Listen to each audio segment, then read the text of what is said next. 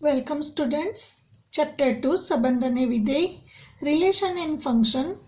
અગાઉના બે વિડીયોમાં આપણે સંબંધ એટલે શું અને વિધેય એટલે શું તેની ચર્ચા વિસ્તૃતથી કરી. આ વિડીયોમાં કેટલાક મહત્વના અને ઉપયોગી વિધેયો વ્યાખ્યાયિત કરીશું અને તેમના આલેખો પરથી ઉપયોગી માહિતી તારવીશું. કેટલાક વિધેયો જોઈએ. તેમાં પહેલું વિધેય આપણે તદેવ વિધેય વ્યાખ્યાયિત કરીશું. તદેવ વિધેયને ઇંગ્લિશમાં આપણે આઈડેન્ટિટી ફંક્શન તરીકે ઓળખીશું.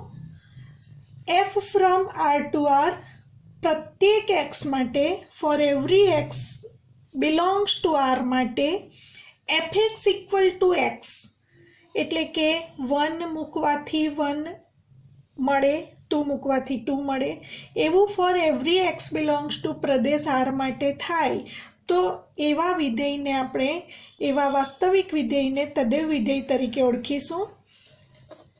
હવે F x equal to x જ્યાં એક્સ બિલોંગ્સ ટુ પ્રદેશ આર હોવાને કારણે એના આલેખની ચર્ચા કરીશું અને એના પરથી ઉપયોગી માહિતી તારવીશું.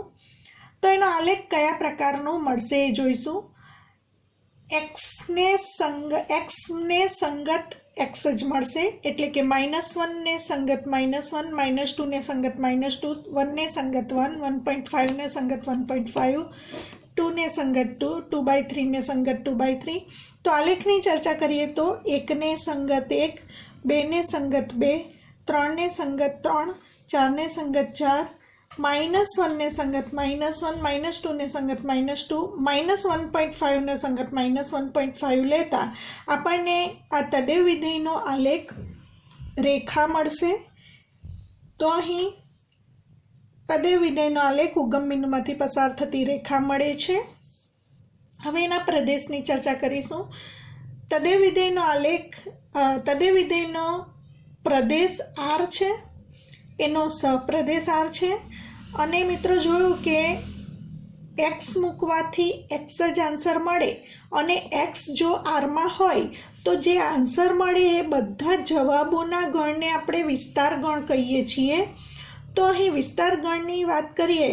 અગાઉના વિડીયોમાં આપણે શીખી ગયા કે ક્રમયુક્ત જોડના બીજા ઘટકથી બનતો ગણ એને વિસ્તાર ગણ કહેવાય. એક્સ અને વાય ક્રમયુક્ત જોડ હોય તો એક્સ એ વિધેય એફમાં મૂકવામાં આવે અને જે આન્સર મળે એને વાય કહેવાય. તો વાય શું છે? એક્સની કિંમત વિધેયમાં મૂકવાથી મળતો આન્સર વાય છે. અને એક્સ શું છે? પ્રદેશમાંથી લીધેલી કિંમત. પ્રદેશ અહીં આર છે તો for every x belongs to R માટે F x equal to y, તો વાય પણ આપણને આરમાં જ મળશે કારણ કે અહીં f x equal to x દ્વારા વ્યાખ્યાયિત તદેવ વિધેય હોય તો અહીં એક્સની ક્રમયુક્ત જોડ મળશે એટલે અહીં f x equal to x માટે એક્સ બિલોંગ્સ ટુ આર લઈએ તો એક્સ જ આન્સર મળશે માટે જવાબોનો ગણ પણ આર મળશે માટે આ વિધેયનો વિસ્તાર ગણ આર, પ્રદેશ ગણ પણ આર કહેવાશે અને અહીં સહપ્રદેશ ગણ પણ આર થશે. તો મિત્રો પ્રદેશ ગણ આર, સહપ્રદેશ ગણ આર અને વિસ્તાર ગણ આર કહેવાશે. કારણ કે ઘણા મિત્રોને છે વિસ્તાર ગણ અને સહપ્રદેશ ગણમાં સંબંધ નથી પડતી. સહપ્રદેશ ગણ અહીં જે હોય તે આવે અને વિસ્તાર ગણ એટલે એક્સની કિંમત પ્રદેશમાંથી વિધેયમાં મૂકવાથી મળતા તમામ જવાબોના ગણને આપણે વિસ્તાર ગણ તરીકે ઓળખીશું. તો અહીં ત્રણેય ગણ આર આવશે. હવે તદેવ વિધેયનો આલેખ એ ઉગમ બિંદુમાંથી પસાર થતી રેખા છે.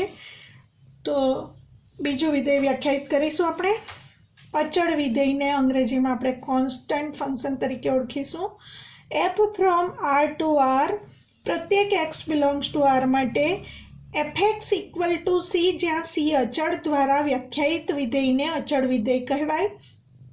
ચલ એક્સની કિંમત પ્રદેશ આરમાંથી લેવાની છે. પ્રદેશ આરમાંથી એક્સની કિંમત મૂકતા દરેક વખતે આન્સર સી મળશે. એનો અર્થ જે જવાબ મળે છે તે એક્સ પર આધારિત ન હોવાને કારણે -1 મૂકો તો પણ સી આન્સર મળે, 1 મૂકો તો પણ સી આન્સર મળે, 1/3 મૂકતા પણ સી આન્સર મળે. આરમાંથી કોઈ પણ કિંમત એક્સની મૂકવામાં આવે તો આન્સર તરીકે સી મળશે અને આન્સરનો જે ગણ બનશે એને આપણે વિસ્તાર ગણ તરીકે ઓળખીએ છીએ. તો અહીં વિસ્તાર ગણ મળશે સી અને પ્રદેશ ગણ છે આર. તો એફનો પ્રદેશ, એફ એટલે અચળ વિધેયનો પ્રદેશ ગણ આર, વિસ્તાર ગણ ગણમાં સી, કારણ કે હમણાં ચર્ચા કરી એ મુજબ -1 મૂકવાથી પણ સી આન્સર મળે, 1 મૂકવાથી પણ સી આન્સર મળે.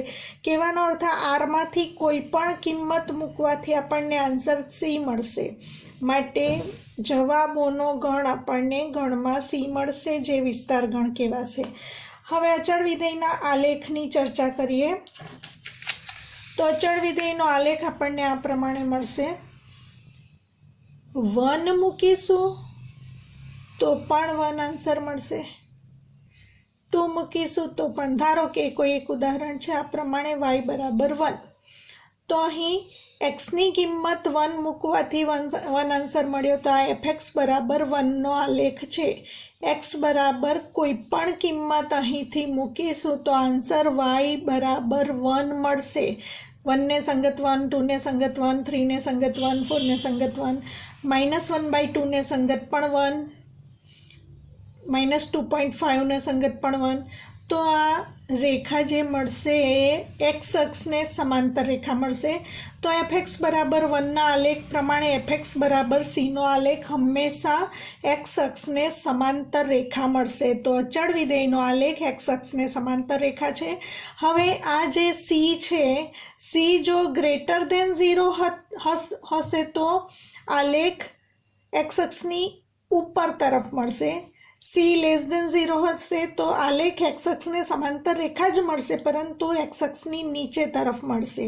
અને c = 0 હશે તો રેખા એક્સ અક્ષને સંપાતી છે, એટલે કે એક્સ અક્ષ પોતે જ રેખા મળશે. આ પ્રમાણે જો fx = 0 હશે તો એ આલેખ એક્સ અક્ષને સંપાતી, fx બરાબર cમાં c > 0 હોય તો આલેખ એક્સ અક્ષની ઉપર, અને fx બરાબર cમાં c <0 હોય તો આલેખ એક્સ અક્ષની નીચે તરફ અને એક્સ અક્ષને સમાંતર મળશે.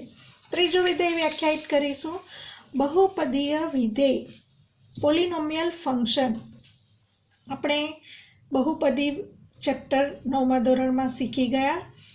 f from R to R for every x belongs to R માટે fx = a0 plus a1x plus a2x² plus -- anx⁻n.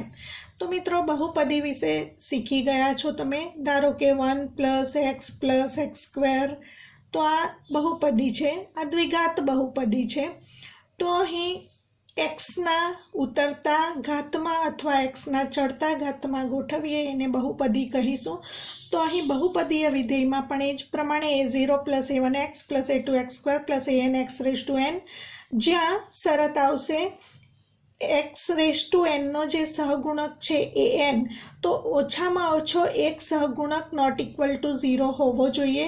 તો અહીં શરત લખીશું an ≠ 0, કારણ કે જો a1 a2 an બધા શૂન્ય હોય તો fx = a0 રહી જાય. તો a0 તો અચળ છે, તો અચળ વિધેય થઈ જશે. એટલે x વાળું ઓછામાં ઓછું એક પદ હોવા માટે an ≠ 0 શરત લખવી જરૂરી છે. f from R to R for every x belongs to R માટે આ વિધેયને જ્યાં an ≠ 0 n ઘાતનું બહુપદીય વિધેય કહેવાય છે. n એ અનઋણ પૂર્ણાંક છે તથા આ એક્સની સાથે જે ગુણાયેલા છે a0 a1 a2 an બધા જ આરમાં છે, એટલે કે બધી વાસ્તવિક સંખ્યાઓ છે. એને આપણે એક્સના સહગુણકો તરીકે ઓળખીશું.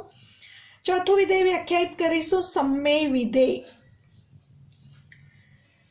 સમમેય વિધેય, હા મિત્રો, બહુપદીય વિધેયનો જે પ્રદેશ છે એ આર છે, સપ્રદેશ પણ આર છે અને વિસ્તાર ગણ પણ આર થશે.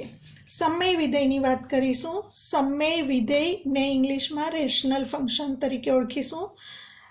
આપણે સમમેય સંખ્યા વિશે શીખી ગયા.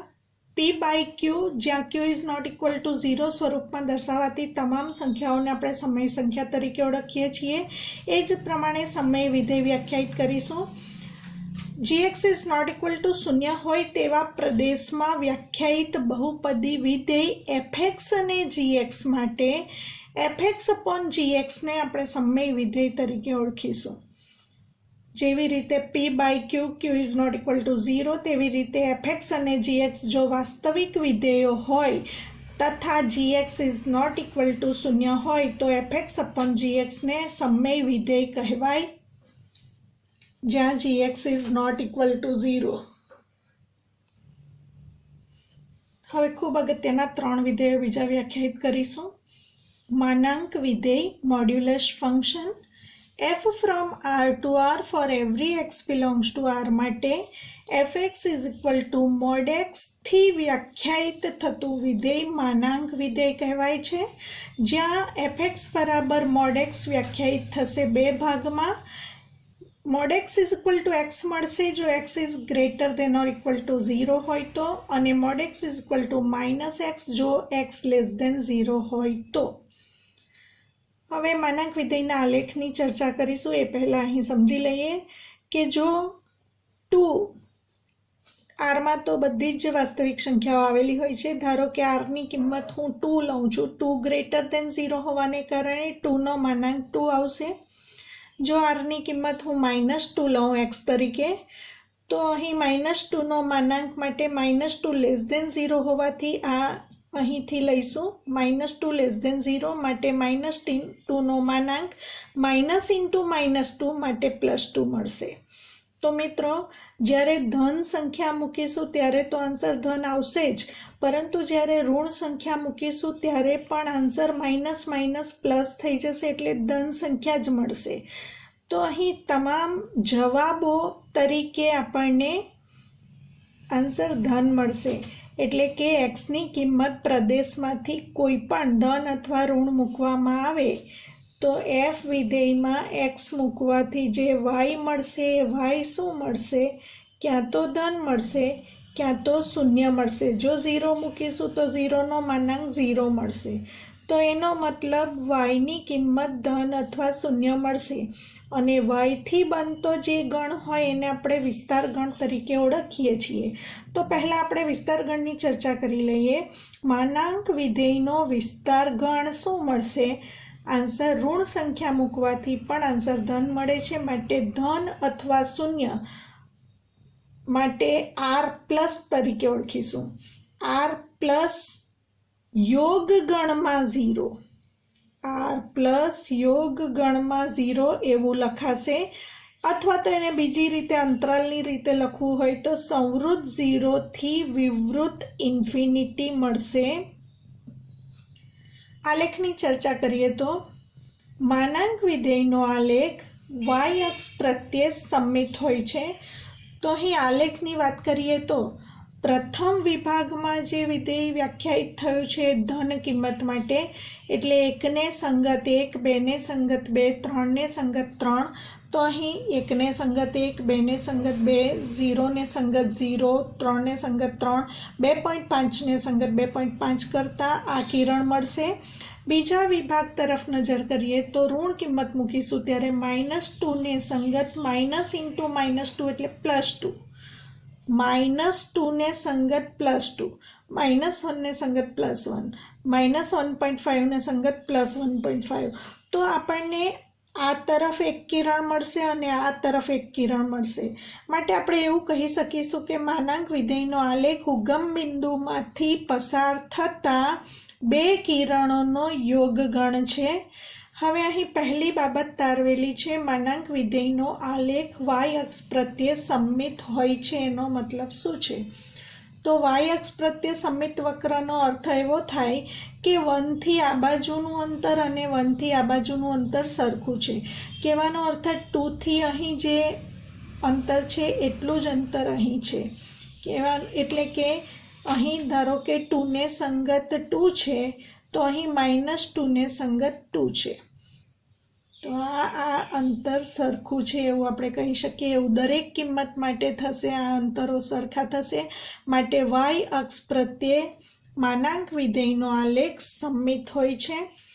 માનાંક વિધેયનો આલેખ એક્સ અક્ષની ઉપર હોય છે. ઉપરના ભાગમાં જ બે કિરણોનો યોગગણ મળે છે. માનાંક વિધેયનો આલેખ ઉગમ બિંદુમાંથી પસાર થતા બે કિરણોનો યોગગણ છે. હવે માનાંક વિધેયનો પ્રદેશ તો મિત્રો આપણે જોઈ ગયા કે આર કહેવાશે. માનાંક વિધેયનો પ્રદેશ ગણ આર, સપ્રદેશ ગણ આર અને વિસ્તાર ગણ આર પ્લસ યોગ ગણમાં શૂન્ય. બીજું એક ખૂબ અગત્યનું વિધેય વ્યાખ્યાયિત કરીશું, ચિહ્ન વિધેય. એને આપણે સિગ્નમ ફંક્શન તરીકે ઓળખીશું. F from R to R માટે F x is equal to mod x upon x જ્યારે x is not equal to 0, અથવા અને f x is equal to 0 જ્યારે એક્સ ઇઝ ઇક્વલ ટુ 0. તો મિત્રો ચિહ્ન વિધેય બે રીતે વ્યાખ્યાયિત થઈ શકશે. આપણે આ રીતે પણ દર્શાવી શકીએ, પરંતુ આમાં આપણે માન વિધેયની વ્યાખ્યાનો ઉપયોગ કરીએ તો મોડ એક્સ બરાબર પ્લસ ઓર માઇનસ એક્સ લખાશે. હમણાં જ આપણે જોઈ ગયા મોડ એક્સ બરાબર પ્લસ એક્સ પણ થાય અને માઇનસ એક્સ પણ થાય. તો અહીં આપણે જો મોડ એક્સની જગ્યાએ પ્લસ ઓર માઇનસ એક્સ મૂકીએ તો plus or minus x upon એક્સનો આન્સર -1 અને +1 આવે. તો એનો અર્થ -1 અને +1ને પણ અલગ કરીએ તો વિધેયને સ્પષ્ટ રીતે વ્યાખ્યાયિત આ રીતે કરી શકાય. F x is equal two 1 મળશે જ્યારે એક્સ ગ્રેટર દેન 0 હશે. તો મિત્રો એક્સ નોટ ઇક્વલ ટુ 0ના બે ભાગ પડે છે, એક્સ ગ્રેટર દેન 0 અને એક્સ લેસ દેન 0. માટે અહીં જો એક્સ ગ્રેટર દેન 0 હોય તો એક્સ કેન્સલ થતાં 1 આન્સર મળશે, અને જો એક્સ લેસ દેન 0 હોય તો મોડ એક્સનો આન્સર -x હોવાથી -x અપોન એક્સ એટલે આન્સર -1 મળશે. એક્સ લેસ દેન 0 હોય ત્યારે F x is equal two -1, x equal to 0 હોય ત્યારે F x is equal to 0. તો આ રીતે સિગ્નમ ફંક્શન એટલે ચિહ્ન વિધેયને 3 ભાગમાં અલગ અલગ વ્યાખ્યાયિત કરી શકાય. એક્સ ધન હોય ત્યારે F x is equal two 1, x ઋણ હોય ત્યારે F x is equal two -1 અને એક્સ શૂન્ય હોય ત્યારે F x is equal to 0. હવે આ વિધેયના પ્રદેશ ગણ આર છે, સપ્રદેશ ગણ આર છે. પ્રદેશ આર. હવે વિસ્તારની વાત કરીએ તો અહીં એક્સની કોઈ પણ ધન કિંમત મૂકવાથી આન્સર 1 જ મળશે. એક્સ બરાબર 0 મૂકવાથી આન્સર 0 મળશે. એક્સની કોઈ પણ ઋણ કિંમત મૂકવાથી આન્સર -1 મળશે. તો આ 1, 0 અને -1 એ વાય છે, અને વાયથી બનતો ગણ જે છે એને આપણે વિસ્તાર ગણ તરીકે ઓળખીએ છીએ. એક્સ વાયની ક્રમયુક્ત જોડમાં દ્વિતીય ઘટક વાયથી બનતો ગણ એટલે એફ એક્સનો વિસ્તાર ગણ. તો અહીં વિસ્તાર ગણમાં 3 સભ્યો મળશે, -1, 0 અને 1. માટે ચિહ્ન વિધેયનો વિસ્તારમાં 3 ઘટક -1, 0 અને 1. પ્રદેશ આર અને સપ્રદેશ પણ આર. આલેખની ચર્ચા કરીશું. એક્સની કોઈ પણ ધન કિંમત માટે વાયનું મૂલ્ય એફ એક્સ એટલે વાય. એક્સની કોઈ પણ ધન કિંમત માટે વાયની કિંમત 1 છે. તો અહીં જોઈ શકો છો તમે એક્સની ધન કિંમત એટલે 0 થી જમણી બાજુ કોઈ પણ ધન કિંમત લેતા વાય 1 જ મળશે. અહીં વાયની કિંમત 1 જ મળશે. તો આલેખ આપણે આ રીતે કિરણ દોરી શકીશું, પરંતુ 0 માટે આન્સર 1 નથી. 0 માટે આન્સર 0 છે. તો આને આપણે ડાર્ક પોઈન્ટ બતાવીશું, કારણ કે બીજો વિભાગમાં એક્સ બરાબર 0 હોય ત્યારે વાય બરાબર 0. તો 0 સાથે 0 એટલે આને ડાર્ક રાઉન્ડ કરીશું અને પોલું રાઉન્ડ કરીશું, કારણ કે 0 હોય 0 મૂકવાથી 1 આન્સર નથી મળતો. માટે આ 1નો સમાવેશ આમાં થતો નથી. માટે આ રીતે કિરણ દોરીશું. અને ખુલ્લું કિરણ કહેતા હતા અગાઉ ધોરણ 9માં. હવે જો એક્સ લેસ દેન 0 હોય તો વાયની કિંમત -1 મળે છે. તો અહીં તમે જોઈ શકો છો -1 માટે પણ -1, -2 માટે -1, -3 માટે -1, -4 માટે -1, પરંતુ 0 માટે -1 ન હોવાથી ફરી પાછું અહીં પોલું કિરણ અને આ તરફ કિરણ મળશે. તો આપણને ચિહ્ન વિધેયનો આલેખ આ પ્રમાણે અહીંથી મળતું કિરણ અને આ અહીંથી મળતું કિરણ તથા આ પોઈન્ટ મળશે. આ રીતે 3 ભાગમાં આલેખ વહેંચાશે. સાતમો વિધેય વ્યાખ્યાયિત કરીશું, મહત્તમ પૂર્ણાંક વિધેય, greatest integer function f from r to r fx is equal to, આ મહત્તમ પૂર્ણાંક વિધેયનો આ સંકેત છે આ રીતે. એને આપણે બીજું પણ નામ આપી શકીએ ફ્લોર ફંક્શન. એનું બીજું પણ નામ છે ફ્લોર ફંક્શન. માટે એનો સંકેત આ પ્રમાણે પણ છે અથવા આ પ્રમાણે પણ છે. માત્ર નીચે તરફ બંધ કરીશું બ્રેકેટ તો એ પણ એનો જ સંકેત છે. f from r to r fx is equal to bracket x જ્યાં x બિલોંગ્સ ટુ r. તો હવે મિત્રો તમને થશે કે આ શું છે? તો બ્રેકેટ x કઈ રીતે વ્યાખ્યાયિત છે?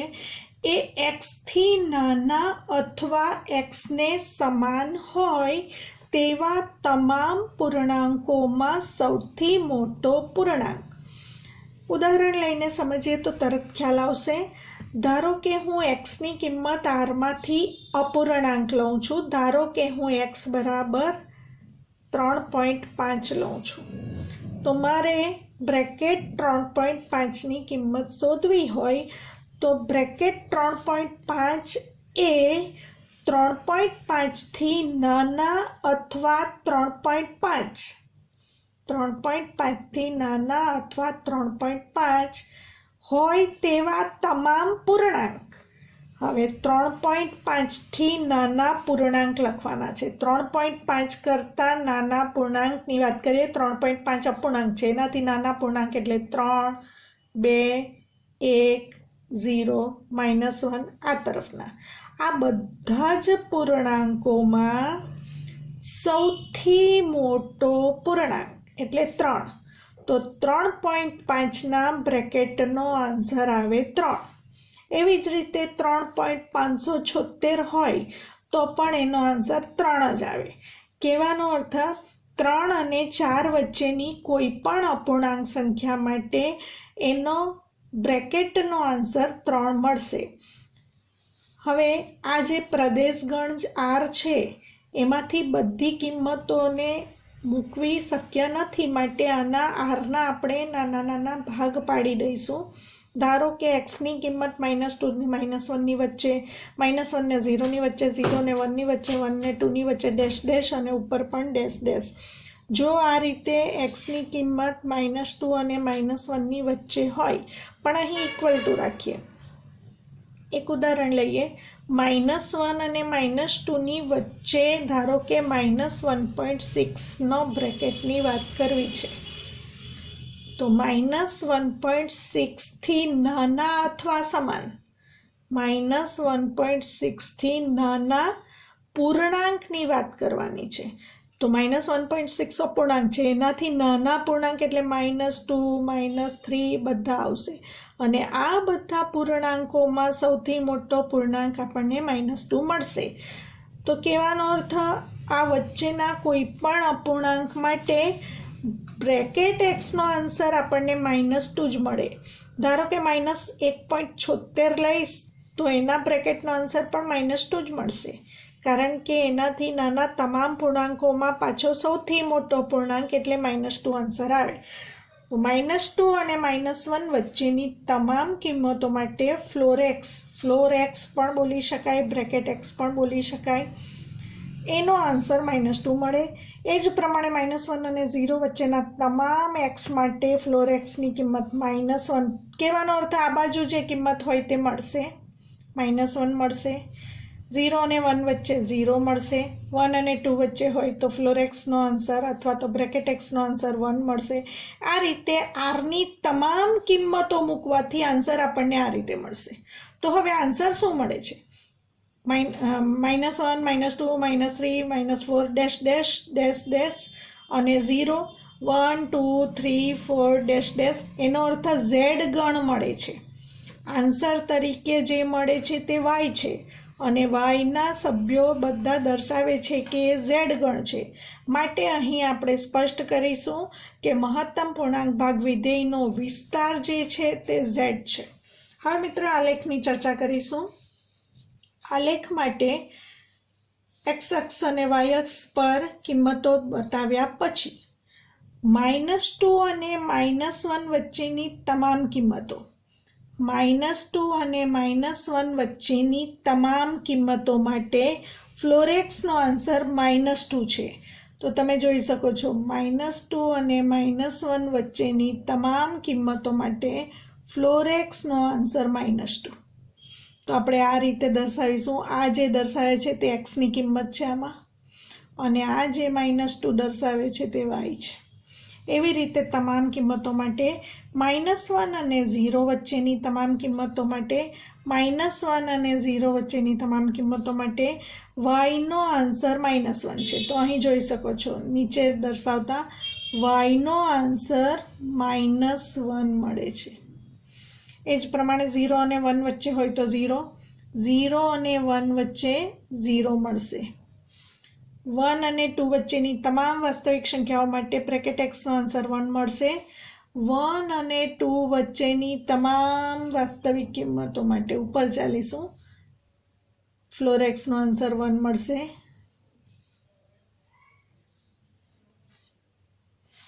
એ જ પ્રમાણે આગળ વધતા આપણને આ રીતે આલેખ સળંગ મળતો નથી, તૂટક મળશે.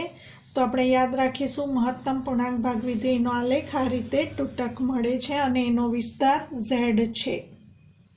તો મિત્રો આપણે ખૂબ મહત્ત્વના તમામ વિધેયોની ચર્ચા કરી. આ તમામ વિધેયોની સમજ હોવી જરૂરી છે, કારણ કે આ બધું આપણને 12મા ધોરણમાં ખૂબ ઉપયોગી રહેશે. તો મિત્રો ચેપ્ટર 2ના ખૂબ મહત્ત્વના 3 વિડીયો આપણે જોયા, એટલે તમારા ફ્રેન્ડ્સ સાથે પણ શેર, સબસ્ક્રાઈબ અને લાઈક જરૂરથી કરજો.